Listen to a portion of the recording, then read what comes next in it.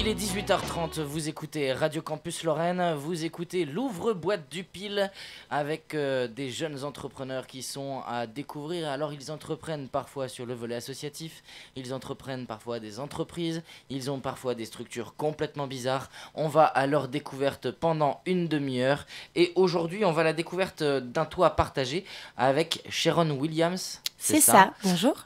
Et puis pour poser des questions, elle représente le fleuron de la vie étudiante. C'est Caroline qui, elle, va poser des questions à Sharon tout au long de cette émission. Alors dans un premier temps, on va s'intéresser à ton parcours. Qu'est-ce qui t'a amené jusqu'à devenir volontaire en service civique auprès de Un Toit Partagé ? Une fois le bac passé, quel est ton parcours ? Alors, c'est un parcours assez spécial, en fait, puisqu'il n'y a pas vraiment de logique. Pour tout vous dire, j'ai fait un bac L. À la suite de ça, j'ai tenté une année de psycho, juste à côté. Ça ne m'a pas vraiment plu, ce n'était pas ce que j'attendais. Donc, j'avais aussi envie de travailler. Du coup, j'ai fait un bac plus 2 attaché commercial. Voilà, dans le commerce, donc rien à voir. Il était Charlemagne, là, cette fois-ci, c'est ça ? Non, c'était en Meuse, à Bar-le-Duc, dans ma ville d'origine. Voilà, donc à la MIFOP, c'est un centre de formation. Ensuite, j'ai travaillé 1 an et demi en tant que chargée de clientèle à Bergère de France.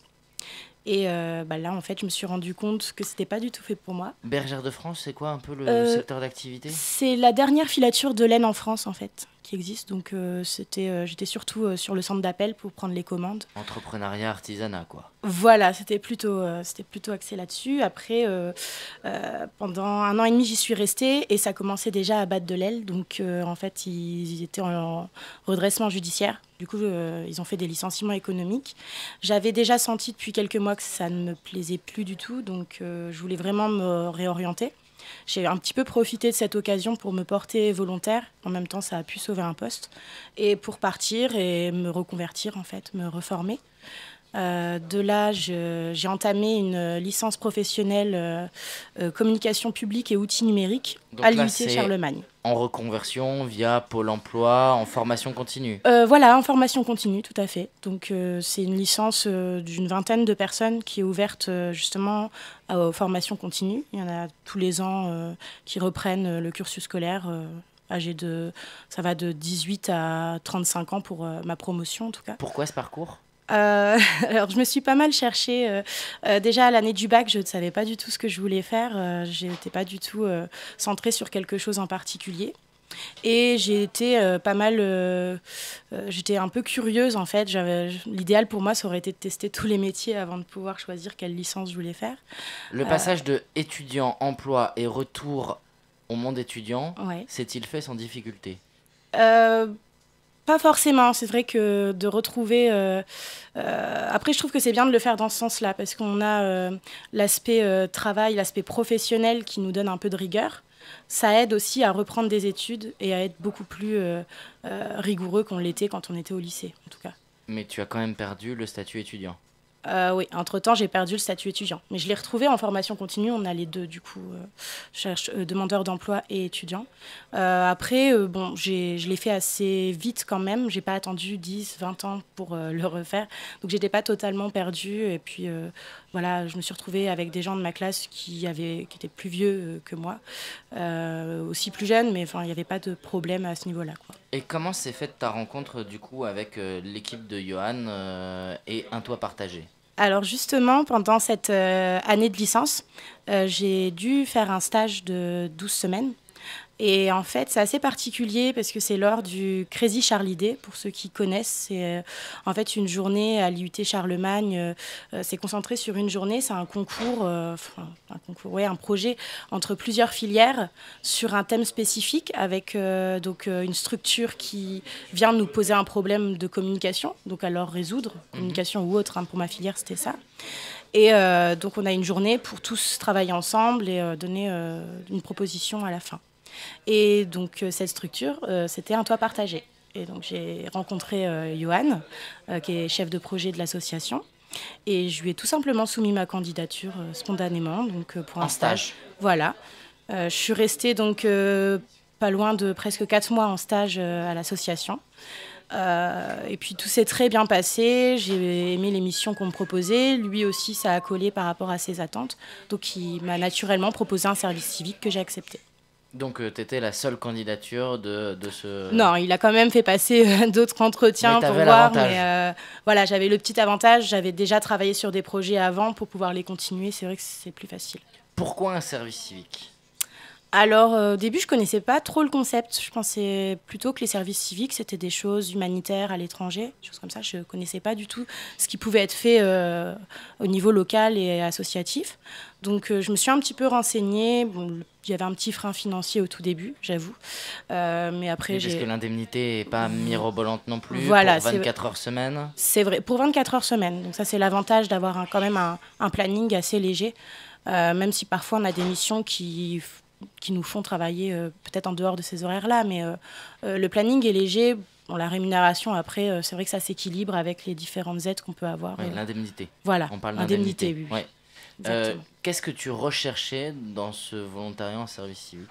Alors, vraiment, principalement, c'était d'avoir de l'autonomie sur des projets, d'avoir des responsabilités. Qui sont très variés au sein de l'association, mais on va dire que en plus de la communication, ce pourquoi j'étais venue dans l'association, j'ai eu l'occasion d'avoir toute une gestion de projet sur différents événements.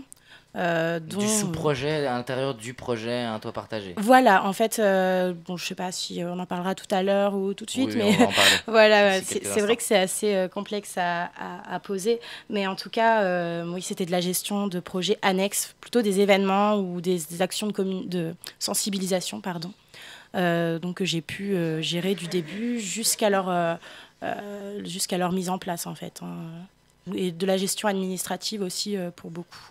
Un Toit Partagé, formule associative, entrepreneuriale ou autre ? C'est mélangé. C'est un peu un hybride des deux. En fait, à la base, c'est quand même un projet associatif avant tout, mais qui tente à se développer parce qu'on a de plus en plus de demandes vers quelque chose d'un peu plus entrepreneurial.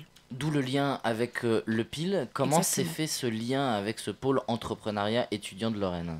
En fait, donc la genèse de ce lien entre l'association et le PIL Lab, ça vient il y a quelques années. Johan Blanche, Un Toit Partagé, avait été travaillé en partenariat avec d'autres jeunes projets, comme le Village à Bascule, par exemple, ou encore les Malices de Suzette, qui sont sur le territoire des associations. Ils ont travaillé ensemble, soutenus par le conseil départemental. C'est quoi ? C'était quel dispositif du conseil départemental ? C'était le tiers-lieu. Le tiers-lieu. Voilà, le tiers-lieu qui regroupe donc des jeunes projets et qui les aide à se développer en mettant à disposition des moyens, des locaux, etc. Un accompagnement. Voilà, exactement. Donc, ça s'est fait de cette manière-là. En fait, le conseil départemental était en partenariat avec l'Université de Lorraine. Donc, du coup, tout s'est enchaîné. De fil en aiguille, voilà, avec le pôle entrepreneuriat. Les a mis en relation avec notre association. Et puis, maintenant, on est donc intégré au PIL. Qu'est-ce que ça vous apporte d'être intégré au PIL ? Alors, en plus des locaux qui sont vraiment sympas puisqu'ils sont tout neufs, à Artem, en plus de ça, on côtoie plein de jeunes projets tout autour de nous, dans le même bâtiment. On a donc les moyens à notre disposition, non seulement matériels, mais aussi on peut avoir des ressources en termes d'accompagnement ou des choses. On peut avoir aussi des idées d'autres projets, puisqu'on se côtoie tous les jours. On a déjà sympathisé depuis 2 mois avec certains porteurs de projets et voilà, découvrir un petit peu ce qui se fait autour de nous, même si ce n'est pas forcément lié. C'est ce que d'autres entrepreneurs qui, eux, sont accompagnés avec le PIL, parlent souvent, c'est l'aspect coworking. Comment il se matérialise ? C'est ça. En fait, ça peut se matérialiser vraiment au niveau pratique, tous ensemble sur le même bureau, avec chacun apporte les compétences qu'il peut apporter.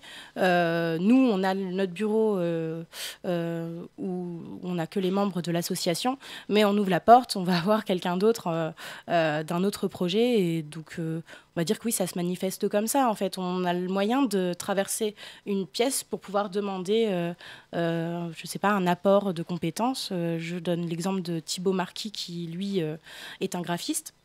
Il a intégrer aussi à peu le PIL. Et voilà, dès qu'on a une petite question sur quelque chose de pointu, de technique sur la création, on toque à sa porte et puis il nous aide. Ce lien que vous avez avec le pôle entrepreneuriat étudiant de Lorraine, il est amené à perdurer ou c'est juste quelque chose de temporaire? Alors pour l'instant, on n'a pas de date. Pour moi, c'est quelque chose qui va perdurer dans le temps. On vient tout juste d'arriver, hein, donc du coup, c'est pas quelque chose de temporaire à ma connaissance. Pour l'instant, ça dure tant que ça marche. Voilà. Ok. On va faire une petite pause musicale. D'ici quelques instants, on va venir sur ce qu'est un toit partagé. D'accord. Quelles sont les ambitions d'un toit partagé dans l'avenir. Comment vous qui écoutez Radio Campus Lorraine, vous pouvez être amené à croiser la route d'un toit partagé. Et il est question de plateforme et colocation pour public intergénérationnel. On en parle d'ici quelques minutes. Juste après une pause musicale, vous écoutez Radio Campus Lorraine sur le 99.6 FM à Nancy, le 106.1 FM à Metz. 18h45 au micro de Radio Campus Lorraine, vous nous écoutez sur le 99.6 FM à Nancy, le 106.1 à Metz. Si vous nous écoutez dans les bouchons et dans la voiture, eh bien rassurez-vous, on va vous occuper pendant le prochain quart d'heure. Et à 19h, n'oubliez pas, vous allez retrouver toute l'équipe d'Etusport qui eux vont vous mettre le sport et les auréoles sous les bras. Je crois qu'on va parler de handisport d'ici 19h, ce sera Etusport. Nous, on est toujours avec Sharon qui est volontaire en service civique pour un toit partagé et Caroline va justement aller à la découverte de ce projet. Voilà, donc on aimerait un peu plus de renseignements sur un toit partagé. Qu'est-ce que tu pourrais nous dire par rapport à ce projet ? Alors, donc l'asso est né il y a à peu près 3-4 ans maintenant. Ça a démarré d'une étude qui a été faite sur le Grand Nancy, en fait plus particulièrement sur les seniors et leur logement, leur habitat plutôt. Et en fait, donc mon collègue Johan Blanche, de ce constat qui a été fait, il s'est rendu compte qu'il aurait bien voulu faire quelque chose qui à la fois rompt l'isolement et la solitude de nos aînés et leur permettant aussi d'avoir plusieurs avantages, l'économie d'énergie, l'économie financière, voilà, donc en faisant de la colocation entre seniors. D'accord, donc de la colocation entre seniors, donc comment ça se passe pour les seniors, par exemple s'ils sont intéressés par ce projet? En fait, un toit partagé donc met à disposition de ceux qui sont intéressés non seulement les renseignements, les ressources immobilières des offres qu'on peut nous soumettre, mais surtout un accompagnement. En fait, c'est surtout regarder les attentes de ces personnes-là, leurs critères aussi, et les mettre en lien avec des personnes qui les correspondent et des logements qui leur correspondent aussi. On parle des seniors d'un côté et des étudiants de l'autre, c'est ça? Non, ça c'est de la colocation intergénérationnelle justement. Alors c'est quel type de public qu'on met en relation du coup? Alors les seniors entre eux en fait, les plus de 50 ans. Les seniors entre eux. Voilà, c'est justement un petit peu la particularité et la nouveauté de ce projet, c'est qu'il y a beaucoup ces derniers temps de colocations qui se font intergénérationnelles. C'est le cas notamment avec un toit de génération qui font ça sur Nancy. Sur le volet seniors et étudiants. Voilà. Là, c'est plutôt justement de mettre en relation des personnes retraitées qui vont pour la plupart avoir une chambre en plus parce que les enfants sont partis. Ne veulent pas rester seuls aussi. C'est surtout ça qui a été fait comme constat de l'enquête qui avait été menée. Donc là, c'est la colocation entre seniors uniquement. Voilà. D'accord, donc il y a moins de volets intergénérationnels. Mais par contre, le senior qui a une grande maison parce que ses enfants et petits-enfants sont partis... Voilà. Il peut donc proposer sa maison à un autre senior ou même sans avoir forcément de maison, quelqu'un qui va vouloir vendre sa maison justement et trouver peut-être un appartement plus petit ou va vouloir conserver de l'espace mais changer de maison, c'est possible en trouvant un colocataire retraité aussi qui souhaite faire la même chose. Dans l'idée, mon grand-père vient de perdre sa femme, il n'a pas envie de rester tout seul, il peut faire appel à un toit partagé pour éviter de se retrouver en maison de repos. Par exemple, oui, c'est des exemples qui ont pu venir à nous, soit par téléphone ou soit sur notre site justement qui est dédié à la colocation. Et jusqu'à aujourd'hui, combien de personnes ont pu avoir accès à un toit partagé? Qui ont pu avoir la colocation Voilà. ou qui ont bénéficié d'un accompagnement? Oui, Les deux. Voilà. Voilà, parce qu'en fait, nous, ce qu'il faut savoir, c'est que on les suit pas jusqu'au bout. Il y a un accompagnement qui se fait pour se mettre en relation. Après, ils sont, eux, indépendants. S'ils souhaitent faire une colocation entre eux, on ne peut pas le savoir jusqu'au bout, sauf s'ils nous donnent des nouvelles, ce qu'on aime beaucoup, hein, mais ce n'est pas toujours le cas. L'accompagnement, on en a déjà fait, je ne sais pas, un peu moins de 10. Et On ça a déjà aboutit fait un peu à moins de combien 10. de colocations? Vous avez du mal à De ce savoir? qu'on a, bah voilà, c'est ce que je dis, on a du mal un petit peu à suivre parce que si ça se passe mal, on va pas nous le dire et si ça se passe bien, on nous le dit pas non plus forcément. Donc Mais il y a eu des transformations. à notre connaissance, il y en a déjà eu 3. Ok. Il y en a eu Voilà. 3 qui se sont concrétisés par un emménagement ensemble. C'était 2 locataires ou il y a un propriétaire qui a accueilli quelqu'un en colocation? Alors ça, je pourrais pas vous dire parce que moi, je n'étais pas encore là quand ça s'est fait. Je sais pas. Je sais qu'on a les 2 cas dans les accompagnements. Les 2 cas existent Voilà. dans les Oui, accompagnements. les 2 cas existent. On a des sollicitations pour les 2 cas. Il y a une histoire de contribution au loyer dans ces cas-là. Comment ça peut se matérialiser entre 2 personnes qui se rencontrent par rapport à l'autonomie financière de l'un par rapport à l'autre? Alors justement, en fait, on fait vraiment du cas par cas. On ne fait pas quelque chose de global. On fait du cas par cas. Ça va être différent selon les besoins de chacun, en fait. Dès leur rencontre, ils vont pouvoir poser leurs conditions. Y compris financières. Hein. Alors certains vont vouloir plutôt une contrepartie de ménage ou de course, sans forcément demander un loyer, et d'autres vont vraiment séparer les choses distinctement. Ça, c'est au choix. Caroline? Et quelles actions sont faites pour faire connaître un peu plus un toit partagé Alors justement, c'est là que rentre un peu plus l'intergénérationnel.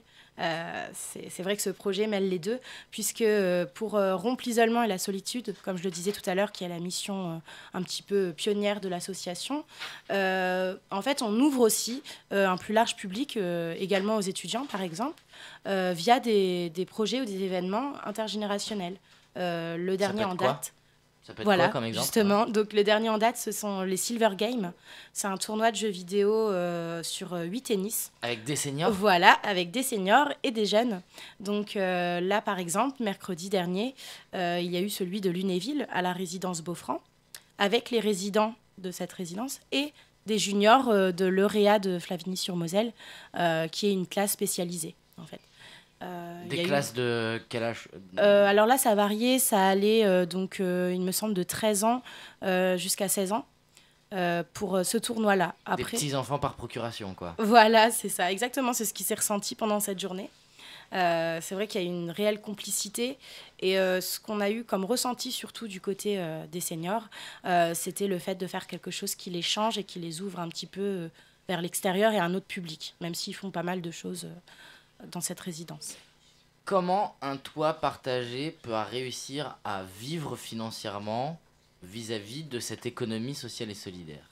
Alors, c'est vrai que c'est laborieux, hein, comme tout projet associatif. L'argent, c'est un peu le nerf de la guerre.